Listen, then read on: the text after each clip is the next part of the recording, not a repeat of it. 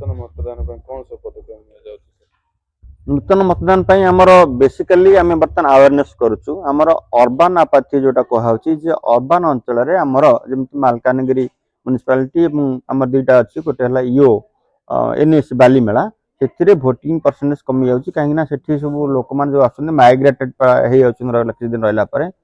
ଆମେ ବର୍ତ୍ତମାନ ଇଏଲ୍ସି ବା ଇଲେକ୍ଟ୍ରାଲ୍ ରିପ୍ଲେସ୍ କ୍ଲବ୍ ସେଇ ଯୋଉ କଲେଜ ମାନେ ଅଛି ସେ କଲେଜ ମାନଙ୍କର କରୁଛୁ ଏବଂ ଲୋକଙ୍କୁ ସଚେତନ କରୁଛୁ ସମସ୍ତେ ଏନରୋଲ କରନ୍ତୁ ଆଉ at the same time vote ଦାନ ବେଳକୁ ଆସନ୍ତୁ।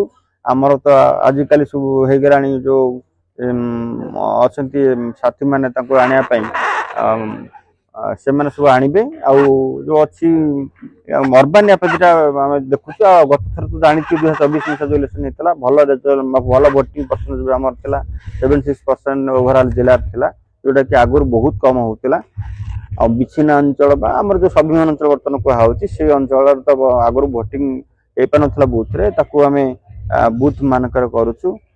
ପିଲାମାନଙ୍କୁ ବେଶୀ ଆୱାରନେସ୍ କରାହଉଛି, ୟଙ୍ଗ ଭୋଟରଙ୍କୁ ବେଶୀ ଆୱାରନେସ୍ କରାହଉଛି ଯେ ଅର୍ବାନ୍ ଅଞ୍ଚଳଟା କେମିତି ହେଇପାରିବ। ଆମର ଗ୍ରାମାଞ୍ଚଳ ତ ଠିକ ଅଛି, ତଥାପି ଆମେ ବଢିବା ପାଇଁ ଚେଷ୍ଟା କରୁଛୁ।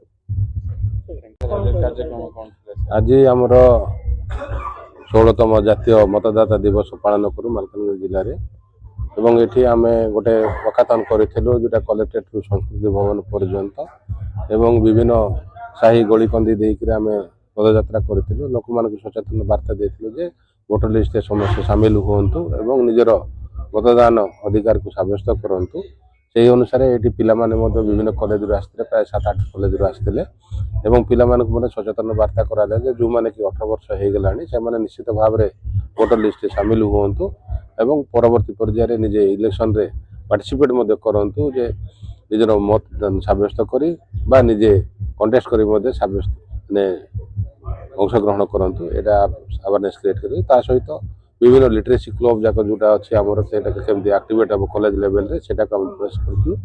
सहित भोटर जोटा कि टाउन मानक सहरांचल जो भोटर संख्या कमी जाऊँगी से सचेतनता करुचु।